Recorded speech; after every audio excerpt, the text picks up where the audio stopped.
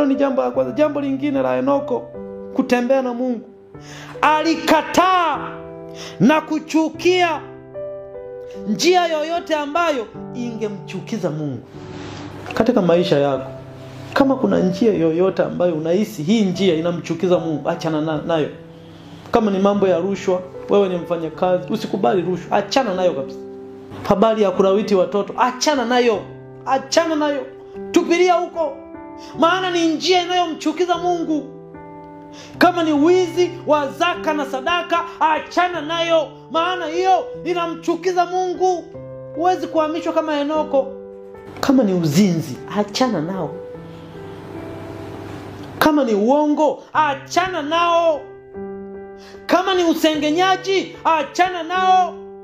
Kama ni kuwasema vibaya wachungaji na viongozi wa kiroho, achana nayo. Kama ni uchawi, achana nao. Kama ni ulevi, achana nao. Achana nao. Kama ni uganga wa kienyeji, achana nao. Henoko alijitahidi sana kukataa na kuchukia njia yoyote ambayo ilikuwa inamchukiza Mungu wake.